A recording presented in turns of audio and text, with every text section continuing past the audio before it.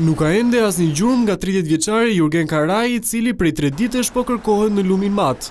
Prej 3 ditësh vazhdojnë kërkimet në terren për gjetjen e trupit të pajetë të 30 vjeçarit Jurgen Karaj, i cili dyshohet që u rrëmbye nga rrjedha e ujit në afërsi të qytetit të Klosit. Në terren kanë zbarkuar 10 forca të armatosura, por edhe polumbarët e repartit të Reneas, të cilët po kërkojnë gjithë shtratin e lumit të matit. Deri tani nuk është gjetur asnjë shenjë 30 vjeçarit, ndërsa kërkimet pritet të vijojnë pa ndërprerje. Kërkimet për gjetjen e të riut po bëhen me kontrolle në bregun e lumit, në ujë nga polumbarët si dhe dronët.